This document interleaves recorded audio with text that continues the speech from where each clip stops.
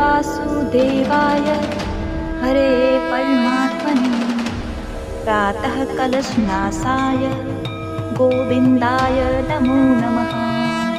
जो जन्म और मृत्यु से मुक्त हैं, जो परमानंद से भरे हुए हैं, जिनका मन हमेशा स्थिर और शांत रहता है, जो हमेशा नवीन प्रतीत होते हैं, जो इस जगत के कारक हैं, जो देवताओं के सेना के रक्षक हैं और जो तीनों लोकों के बीच सेतु हैं, उन भगवान विष्णु को मैं बारंबार भजती हूँ।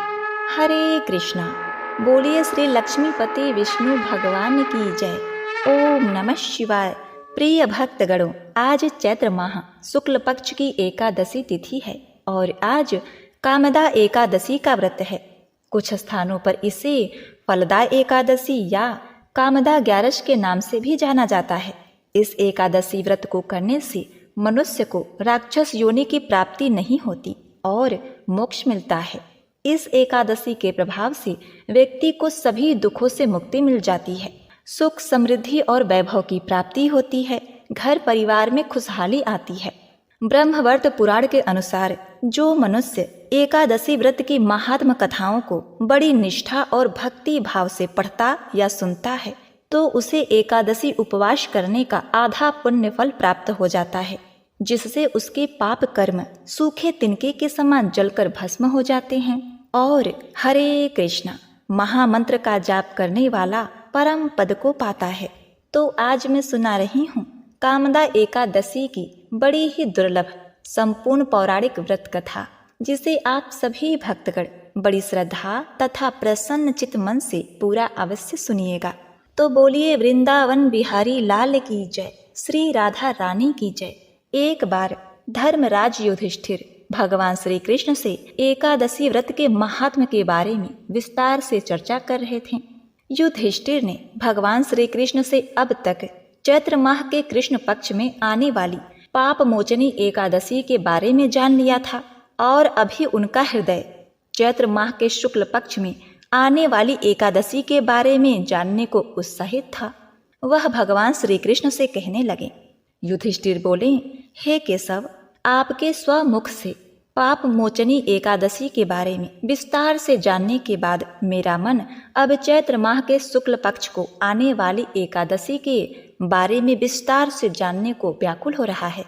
अतः हे कृपा सिंधु, आप मुझ भक्त पर कृपा करें और चैत्र शुक्ल पक्ष को आने वाली एकादशी का क्या नाम है, उसकी विधि एवं महात्मा और इस एकादशी करने वाले को कौन सा पुण्य फल प्राप्त होता है, इस बारे में मुझे विस्तार से कथा सुनाइए। श्री कृष्ण भगवान बोले, हे धर्मराज, चैत्र माह के शुक्ल पक्ष को आने वाली एकादशी को कामदा एकादशी के नाम से जाना जाता है। मैं आपकी उत्सुकता को भली भांति जानता हूँ और एक समय पर राजा दिलीप ने भी यही प्रश्न महर्षि वशिष्ठ से किया था। उसके उत्तर में महर्षि वशिष्ठ ने जो कथा उन्हें सुनाई थी वही मैं आपको सुनाता हूँ। एक समय की बात है, प्राचीन काल में भोगीपुर नामक एक नगर हुआ करता था। उस नगर में अनेकों किन्नर, गंधर्व तथा अप्सराएं वास किया करती थीं। उन्हीं में से एक स्थान पर ललिता और ललित नामक गंधर्व अपने विशाल भवन में निवास किया करते थे। इन दोनों पति पत्नी में अपार प्रेम और स्नेह था। कभी कभी इनका स्नेह अपनी पराकाष्ठा लांघ जाता था। एक दूसरे से अलग होकर कहीं चले जाते थे तो एक दूसरे के बिना व्याकुल हो जाया करते थे। उस समय भोगीपुर में पुंडलिक नामक एक पराक्रमी राजा का शासन हुआ करता था और ललित राजा के दरबार में उपस्थित प्रमुख गंधर्वों में से एक था। वो राजा को अपना संगीत और गाना सुनाकर उनका मनोरंजन किया करता था। एक समय की बात है, राजा के दरबार में सभी गंधर्व राजा के मनोरंजन हेतु गान प्रस्तुत कर रहे थे और ललित भी राजा को गाना सुना रहा था। तभी ललित को अपनी पत्नी ललिता का स्मरण हुआ और वो गाना गाते गाते विचलित होकर रुक गया। उसके सुर डगमगाने लगे और राजा भी एक पल चौंक उठे कि यह कैसा बेसुरा राग गाया जा रहा है। और वहीं राजा के दरबार में उपस्थित करकोटक नामक सर्प ने ललित के मन के भाव को भाप लिया और उसने राजा से बेसुरा गाने का कारण बता दिया। कारण जानकर राजा पुंडलिक अत्यधिक क्रोधित हुए और उन्होंने स्पष्ट शब्दों में गंधर्व ललित को श्राप दे दिया। राजा पुंडलिक ने कहा, दुष्ट गंधर्व, तू मेरे सामने गान प्रस्तुत करते समय अपनी भार्या को स्मरण कर रहा है, अतः तू नरभक्षी दैत्य बनकर अपने कर्म का फल भोग। राजा पुंडरीक के श्राप से गंधर्व ललित उसी क्षण विशालकाय दैत्य में परिवर्तित हो गए। उनका मुख अति भयंकर, नेत्र सूर्य के समान लाल और उसके मुख से अग्नि की ज्वालाएं निकलने लगी। उसकी नासिका पर्वत की कंदराओं के समान विशाल हो गई और गर्दन पर्वत के समान लगने लगी। केस पर्वतों पर उगे वृक्षों के समान लगने लगे और भुजाएं अत्यंत विकराल और लंबी हो गई। देखा जाए तो उसका शरीर 8 योजन की विस्तार में फैल गया था। इस प्रकार दैत्य योनि में परिवर्तित होने पर उसे अपार कष्ट का भुगतान करना पड़ रहा था। उसकी पत्नी ललिता को जब ये वृत्तांत पता चला तो वो अत्यंत ही दुखी होकर जमीन पर गिरकर मूर्छित हो गई। मूर्छा जाने पर वो अपने पति के बारे में सोचकर विलाप करने लगी और इस यातना से अपने स्वामी को कैसे निजात दिलाए उसका यत्न सोचने लगी। गंधर्व ललित दैत्य योनि में परिवर्तित होने पर अपार दुख को सहते हुए नगर से दूर घने वन में चले गए। अपने स्वामी के विरह में भार्या ललिता भी उसके पीछे पीछे वन में जाने लगी। अपने स्वामी के पीछे पीछे वन विचरती हुई ललिता विंध्याचल पर्वत पर आ पहुंची, जहां महर्षि श्रृंगी का आश्रम स्थित था। आश्रम को देख ललिता विलाप करती हुई महर्षि श्रृंगी के आश्रम के अंदर जा पहुंची। महर्षि श्रृंगी उस समय अपनी साधना में लीन थे, अतः ललिता विलाप करती हुई महर्षि श्रृंगी के चरणों में गिर गई और अपने स्वामी को पुनः गंधर्व योनि में परिवर्तित कैसे करें इसकी याचना करने लगी। ललिता की याचना सुनकर महर्षि श्रृंगी अपने साधना से बाहर आ गए और ललिता को अपने चरणों में गिरा हुआ देखकर कहने लगे। ऋषि बोले, हे सुभे, तुम कौन हो और यहाँ किस कार्य से आई हो? ललिता ने कहा, हे महात्मा, हे ऋषिवर, मेरा नाम ललिता है। मेरे पति राजा पुंडलिक के श्राप से दैत्य योनि में परिवर्तित हो गए हैं, अतः मैं अत्यंत ही दुखी हूँ। हे ऋषि श्रेष्ठ, आप मेरे स्वामी का उद्धार कैसे हो सकता है, उपाय बताइए। ललिता की दीनवाणी सुनकर महर्षि श्रृंगी बोले, हे गंधर्व कन्या, अब चैत्र माह के शुक्ल पक्ष में आने वाली एकादशी आ रही है। इसे कामदा एकादशी भी कहते हैं। पुत्री, यह एकादशी सर्व पाप नाशनी है और इसका व्रत करने से सभी कार्य सिद्ध होते हैं। अतः तुम भी अपने स्वामी की मुक्ति के लिए यह व्रत करो और व्रत समाप्ति पर इस व्रत से प्राप्त हुआ पुण्य फल अपने स्वामी को अर्पित करो। इस व्रत के पुण्य फल के प्रभाव से निश्चित रूप से तुम्हारे पति को दैत्य योनि से मुक्ति मिल जाएगी और पुंडलिक का श्राप भी शांत हो जाएगा। महर्षि श्रृंगी के परामर्श से ललिता ने अपने स्वामी के उद्धार के लिए कामदा एकादशी का व्रत रखा। व्रत उसने पूरी निष्ठा और श्रद्धा भाव से किया और ब्राह्मणों की उपस्थिति में हाथ में जल लेकर संकल्प लेते हुए प्रभु श्री विष्णु का ध्यान धर उसने कहा, हे कृपा सिंधु, आपकी कृपा से मैं यह कामदा एकादशी व्रत पूर्ण कर पाई, अतः मैं अपने इस व्रत का पुण्य फल अपने स्वामी को अर्पित करती हूँ और प्रार्थना करती हूँ कि वो अपनी दैत्य योनि से मुक्त हो। व्रत के पुण्य फल को अर्पित करते ही वह ललित अपने दैत्य योनि त्याग कर पुनः गंधर्व योनि में परिवर्तित हो गए। पुनः सुंदर वस्त्राभूषण से सुसज्जित हो भार्या ललिता के साथ विहार करने लगे, अतः स्वर्गलोक में चले गए। इस प्रकार कथा का समापन करते हुए वशिष्ठ मुनि ने कहा, हे राजन, यह एकादशी का व्रत समस्त पापों को हर लेने वाला है। इस व्रत को पूरे विधि विधान से पूर्ण करने पर दैत्य, दानव, राक्षस आदि योनि में अपने पाप भुगत रहे प्राणियों को मुक्ति मिल जाती है। पूरे संसार में इसकी बराबरी करने वाला कोई दूसरा व्रत नहीं है। इस व्रत कथा के पठन या श्रवण मात्र से वाजपेय यज्ञ का फल प्राप्त होता है। अतः हर प्राणी को इस व्रत कथा को संपूर्ण अवश्य ही सुनना चाहिए। इस कथा को सुनने के पश्चात जो व्यक्ति तुलसी के महिमा या बखानों को नहीं सुनता तो यह व्रत कथा अपूर्ण होती है। अतः तुलसी के महिमा गान को अवश्य ही श्रवण करें। तो प्रिय भक्तों, अब आप सुनेंगे माता तुलसी की कथा। इसको सुनने के बाद ही एकादशी व्रत कथा संपूर्ण मानी जाती है। किसी समय एक कुटुंब में ननद तथा भाभी साथ साथ रहती थीं। ननद का विवाह अभी नहीं हुआ था। वह तुलसी के पौधे की बहुत सेवा करती थी, लेकिन उसकी भाभी को यह सब बिल्कुल भी पसंद नहीं था। जब कभी उसकी भाभी को अत्यधिक क्रोध आता, तब वह उसे ताना देते हुए कहती कि जब तुम्हारा विवाह होगा तो मैं तुलसी ही बारातियों को खाने को दूंगी और तुम्हारे दहेज में भी तुलसी दूंगी। अब कुछ समय बीत जाने पर ननद का विवाह पक्का हुआ। विवाह के दिन भाभी ने अपनी कथनी अनुसार बारातियों के सामने तुलसी का गमला फोड़ दिया और खाने के लिए कहा। तुलसी माता की कृपा से वह फूटा हुआ गमला अनेकों स्वादिष्ट पकवानों में बदल गया।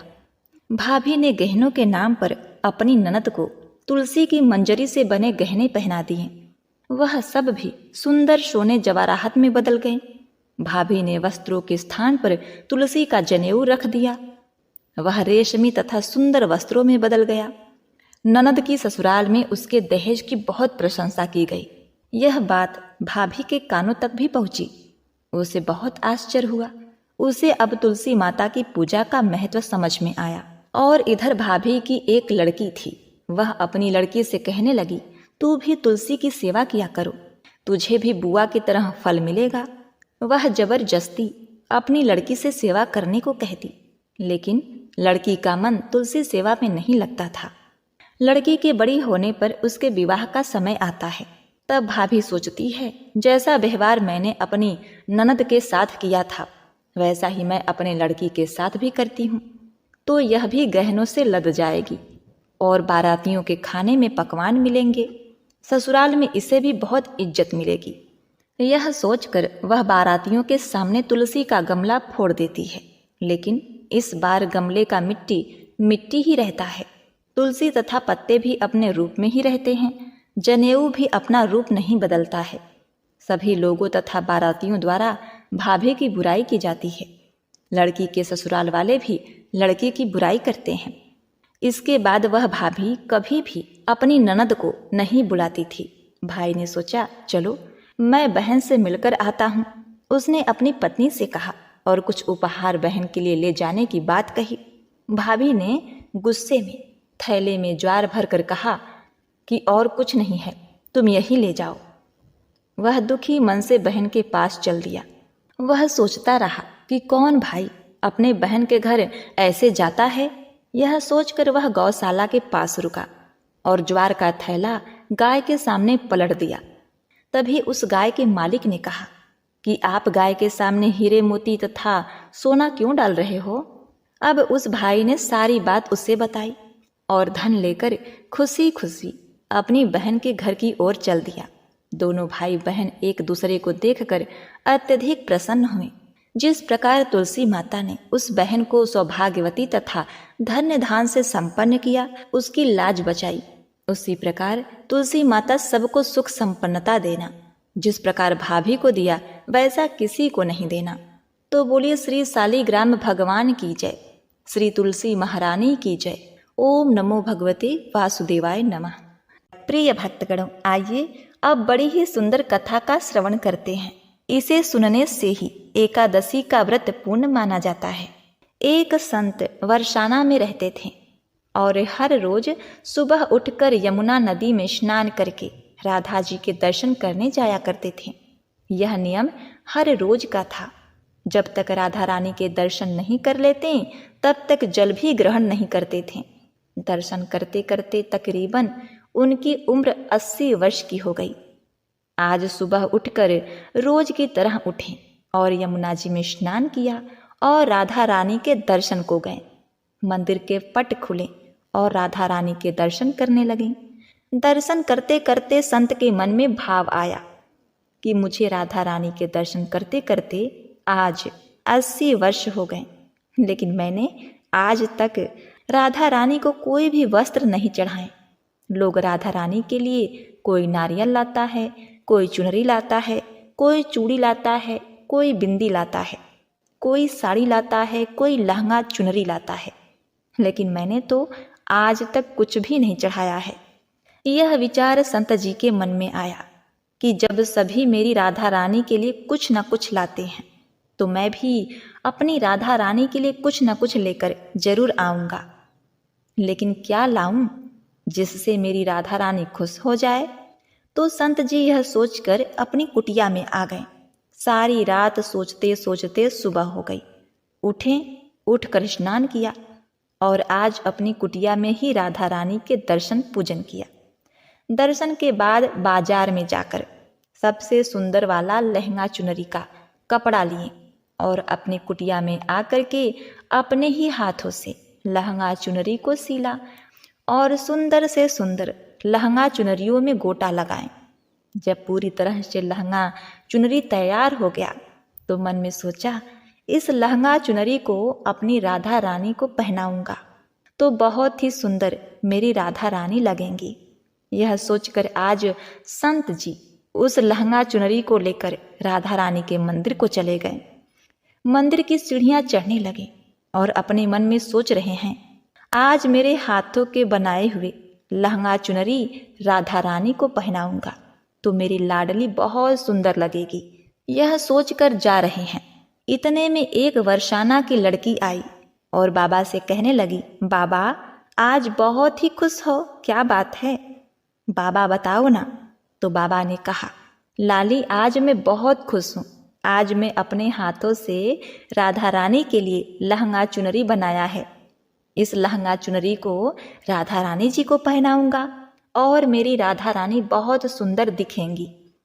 उस लाली ने कहा, बाबा मुझे भी दिखाओ ना, आपने लहंगा चुनरी कैसी बनाई है? लहंगा चुनरी देखकर वो लड़की बोली, अरे बाबा राधा रानी के पास तो बहुत सारी पोशाक है, तो ये मुझे दे दो ना। तो महात्मा बोले कि बेटी तुमको मैं दूसरी बाजार से दिलवा दूंगा, ये तो मैं अपने हाथ से बनाकर राधा रानी के लिए लेकर जा रहा हूँ, तुमको और कोई दूसरा दिलवा दूंगा। प्रिय भक्तों, लेकिन उस छोटी सी बालिका ने उस महात्मा का दुपट्टा पकड़ लिया, बाबा ये मुझे दे दो। पर संत भी जिद करने लगे कि दूसरी दिलवा दूंगा, ये नहीं दूंगा। लेकिन वो बच्ची भी इतनी तेज थी कि संत के हाथ से छुड़ाकर लहंगा चुनरी को छीनकर भाग गई। अब तो बाबा को बहुत ही दुख लगा कि मैंने आज तक राधा रानी को कुछ नहीं चढ़ाया, लेकिन जब लेकर आया तो लाली लेकर भाग गई। मेरा तो जीवन ही खराब है, अब क्या करूं? यह सोचकर संत उसी सीढ़ियों में बैठकर रोने लगे। इतने में कुछ संत वहां आए और पूछा, क्या बात है बाबा, आप क्यों रो रहे हैं? तो बाबा ने उस संतों को पूरी बात बताई। संतों ने बाबा को समझाया और कहा, आप दुखी मत हो, कल दूसरी लहंगा चुनरी बना के राधा रानी को पहना देना। चलो राधा रानी के दर्शन कर लेते हैं। इस प्रकार संतों ने बाबा को समझाया और राधा रानी के दर्शन को लेकर गए। रोना तो बंद हुआ, लेकिन मन खराब था, क्योंकि कामना पूरी नहीं हुई ना। तो अनमने मन से राधा रानी का दर्शन करने संत जा रहे थे और मन में सोच रहे हैं कि मुझे लगता है कि किशोरी जी की इच्छा नहीं थी, शायद राधा रानी मेरे हाथों से बनी पोशाक पहनना ही नहीं चाहती थी। ऐसा सोचकर बड़े दुखी होकर जा रहे हैं। मंदिर आकर राधा रानी के पट खुलने का इंतजार करने लगे। थोड़ी देर बाद मंदिर के पट खुले तो संतों ने कहा, बाबा देखो तो आज हमारी राधा रानी बहुत ही सुंदर लग रही हैं। संतों की बात सुनकर जैसे ही बाबा ने अपना सिर उठाकर देखा तो जो लहंगा चुनरिया बाबा ने अपने हाथ से बनाकर लाए थे वही आज राधा रानी ने पहना था। बाबा बहुत ही खुश हो गए और राधा रानी से कहा, हे राधा रानी, आपको इतना भी सब्र नहीं रहा?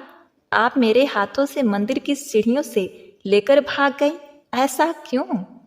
सर्वेश्वरी श्री राधा रानी ने कहा, बाबा आपके भाव को देखकर मुझसे रहा नहीं गया, और ये केवल पोशाक नहीं है, इसमें आपका प्रेम है, तो मैं खुद ही आकर आपसे लहंगा चुनरिया छीन कर भाग गई थी।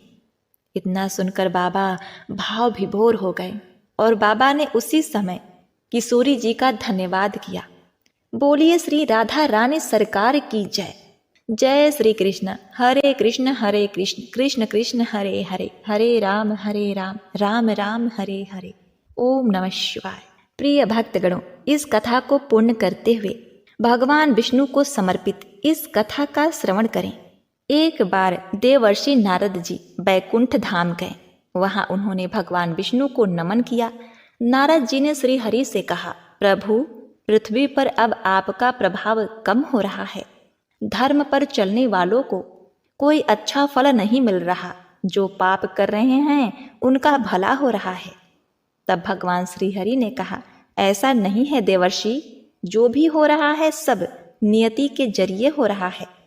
नारद जी बोले, मैं तो देखकर आ रहा हूँ, पापियों को अच्छा फल मिल रहा है और भला करने वाले धर्म के रास्ते पर चलने वालों को बुरा फल मिल रहा है। भगवान ने कहा, कोई एक ऐसी घटना बताओ। नारद ने कहा, अभी मैं एक जंगल से आ रहा हूँ। वहां एक गाय दलदल में फंसी हुई थी। कोई उसे बचाने वाला नहीं था। तभी एक चोर उधर से गुजरा। गाय को फंसा हुआ देखकर भी वह नहीं रुका। वह उस पर पैर रखकर दलदल लांघकर निकल गया। आगे जाकर चोर को सोने की मोहरे से भरी एक थैली मिली। हे प्रभु, थोड़ी देर बाद वहां से एक वृद्ध साधु गुजरा। उसने उस गाय को बचाने की कोशिश की। पूरे शरीर का जोर लगाकर उस गाय को बचा लिया। लेकिन मैंने देखा कि गाय को दलदल से निकालने के बाद वह साधु आगे गया तो एक गड्ढे में गिर गया। प्रभु, बताइए यह कौन सा न्याय है? नारद जी की बात सुनने के बाद प्रभु बोले, यह सही ही हुआ। जो चोर गाय पर पैर रखकर भाग गया था, उसकी किस्मत में तो एक खजाना था, लेकिन उसके एक पाप के कारण उसे केवल कुछ मोहरे ही मिली। वहीं उस साधु को गड्ढे में इसलिए गिरना पड़ा क्योंकि उसके भाग्य में मृत्यु लिखी थी। लेकिन गाय के बचाने के कारण उसके पुण्य बढ़ गए और उसकी मृत्यु एक छोटी सी चोट में बदल गई। इंसान के कर्म से उनका भाग्य तय होता है। तो हे नारद, मनुष्य को कर्म करते रहना चाहिए क्योंकि कर्म से भाग्य बदला जा सकता है। तो एक बार प्रेम से बोलिए, ओम नमो भगवते वासुदेवाय नमः। हरे कृष्णा। पार्वती पते हर हर महादेव। प्रिय भक्तगणों, इस कथा को समाप्त करते हुए आइए अब श्रवण करते हैं एकादशी माता की आरती। ओम जय एकादशी माता मैया, जय एकादशी माता। विष्णु पूजा व्रत को धारण कर शक्ति मुक्ति पाता।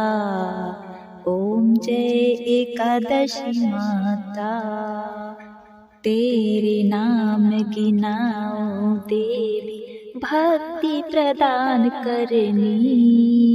गुण गौरव की देवी, माता शास्त्रों में वरनी।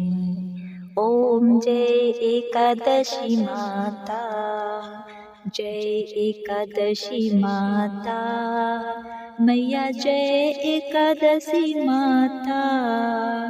मार्गशीर्ष के कृष्ण पक्ष में उत्पन्ना होती, शुक्ल पक्ष में मोक्षदायिनी, पापों को धोती।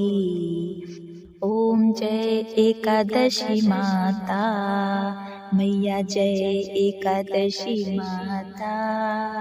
ओम जय एकादशी माता। पौष मास के कृष्ण पक्ष को सफला नाम कहे, शुक्ल पक्ष में होए पुत्रदा, आनंद अधिक रहे। ओम जय एकादशी माता, जय एकादशी माता मैया, जय एकादशी माता। नाम खष्ट तिला माघ मास में कृष्ण पक्ष आवे। शुक्ल पक्ष में जया कहावे, विजय सदा पावे। जय एकादशी माता, ओम जय एकादशी माता। मैया जय एकादशी माता। विजया फाल्गुनी कृष्ण पक्ष में शुक्ला आम्ल की। पाप मोचनी कृष्ण पक्ष में चैत्र मास बल की। ओम जय एकादशी माता, जय एकादशी माता। मैया जय एकादशी माता। चैत्र शुक्ल में नाम कामदा धन देने वाली। नाम वरुद्धनी कृष्ण पक्ष में वैशाख माहवाली। ओम जय एकादशी माता, जय एकादशी माता। मैया जय एकादशी माता। शुक्ल पक्ष में होय मोहनी अपराजिष्ट कृष्ण पक्षी। नाम निर्जला सब सुख करनी शुक्ल पक्ष रखी। ओम जय एकादशी माता, जय एकादशी माता। मैया जय एकादशी माता। योगिनी नाम आषाढ़ में जानो कृष्ण पक्ष वरनी। देवशयनी नाम कहाए शुक्ल पक्ष धरनी। ओम जय एकादशी माता, मैया जय एकादशी माता। ओम जय एकादशी माता। कामिका श्रावण मास में आवे कृष्ण पक्ष कहिए। श्रावण शुक्ल होए पुत्रदा आनंद से रहिए। ओम जय एकादशी माता, मैया जय एकादशी माता। मैया जय एकादशी माता। अजा भाद्रपद कृष्ण पक्ष की परिवर्तनी शुक्ला। इंदिरा अश्विन कृष्ण पक्ष में व्रत से भव सागर निकला। ओम जय एकादशी माता, जय एकादशी माता। मैया जय एकादशी माता। पाप कुंशा है शुक्ल पक्ष में पाप हरण हारी। रमा मास कार्तिक में आवे सुखदायक भारी। ओम जय एकादशी माता, जय एकादशी माता। मैया जय एकादशी माता। देवोत्थायिनी शुक्ल पक्ष की दुख नाशक मैया। लौद मास की करो विनती पार करो नैया। ओम जय एकादशी माता, जय एकादशी माता। मैया जय एकादशी माता। शुक्ल लौद में होय पद्मनी दुख दारिद्र हरणी। परमा कृष्ण पक्ष में होती जन मंगल करणी। ओम जय एकादशी माता, जय एकादशी माता। मैया जय एकादशी माता। जो कोई आरती एकादश की भक्ति सहित गावे। जन रघुनाथ स्वर्ग का वासा निश्चय वह पावे। जय एकादशी माता, ओम जय एकादशी माता। मैया जय एकादशी माता। एक बार प्रेम से बोली जय श्री कृष्ण। लक्ष्मी मात की जय। जय विष्णु भगवान। ओम नमः शिवाय। प्रिय भक्तगणों, उम्मीद करती हूँ आज की यह एकादशी व्रत कथा तथा आरती आपको बेहद ही पसंद आई होगी। अगर आपको हमारी यह कथा पसंद आई है तो आप हमारे चैनल को सब्सक्राइब, वीडियो को लाइक और कमेंट में जय श्री कृष्ण, जय माता लक्ष्मी अवश्य लिखिएगा। आपका जीवन मंगलमय और खुशियों से परिपूर्ण रहे। इसी कामना के साथ आपसे विदा लेते हैं। मिलते हैं नेक्स्ट वीडियो में। तब तक के लिए नमस्कार।